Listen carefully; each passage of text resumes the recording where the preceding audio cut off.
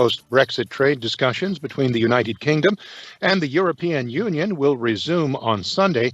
AP's Ben Thomas reports. British Prime Minister Boris Johnson and European Commission President Ursula von der Leyen spoke by phone Saturday and after issued a joint statement saying their respective negotiating teams should make a further effort to assess whether significant differences can be resolved. Johnson and von der Leyen said progress has been achieved in many areas, but also highlighted 3 areas of division: fishing rights, the level playing field, standards the UK must meet to export into the bloc, and how future disputes would be settled.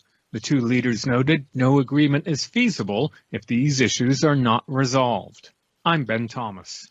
Clashes erupted at a protest against police violence on the streets of Paris Saturday as protesters hurled projectiles and police fired back tear gas.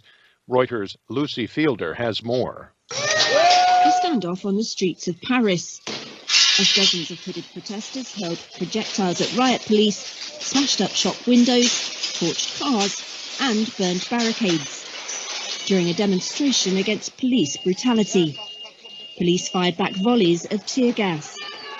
Thousands had set out marching peacefully before the clashes erupted to urge French President Emmanuel Macron's ruling party to scrap a draft security law they fear would curb civil liberties.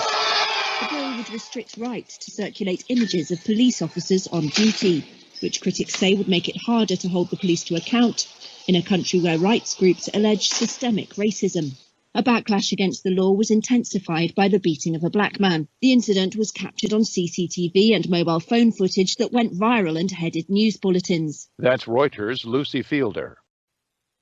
Moscow began distributing the Sputnik V COVID-19 shot in 70 clinics on Saturday, marking Russia's first mass vaccination against the disease. Reuters' Edward Barron reports. It marks Russia's first mass vaccination against the disease, the city's coronavirus task force said. Though final trials have yet to be completed, the Sputnik V or a second vaccine. And scientists have raised concerns about the speed at which Russia has worked, giving the regulatory go-ahead for its vaccines and launching mass vaccinations before safety and efficacy have been fully tested. The task force said the Russian-made vaccine would be made available to doctors and other medical workers, teachers and social workers because they ran the highest risk of exposure to the disease. The age for those receiving shots is capped at 60. People with certain underlying health conditions, pregnant women and those who've had a respiratory illness for the past 2 weeks are barred from vaccination. That's Reuters' Edward Barron. The Trump administration has ended 5 cultural exchange programs with China. AP's Mike Hempen has details. Secretary of State Mike Pompeo says the exchange programs he ended were paid for and operated by the Chinese government as, quote, soft power propaganda tools. Pompeo says the programs provided carefully curated access to Chinese Communist Party officials, but not to the Chinese people. The terminations follow this week's announcement of new time limits on visas for members of the Chinese Communist Party and their families, cutting the period their travel documents are valid from 10 years to 1 month. Mike Hempen, Washington. President Donald Trump fruitlessly pressed Georgia's governor on Saturday to call a special legislative session aimed at subverting the presidential election results in the state as Trump's fixation with his defeat overshadowed his party's campaign to save its majority in the Senate.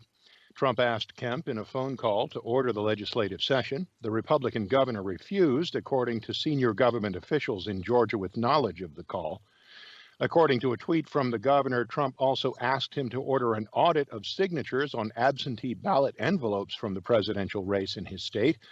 Kemp said he is not empowered to take that step because he has no authority to interfere in the electoral process on Trump's behalf. Republicans need 1 more seat for a Senate majority.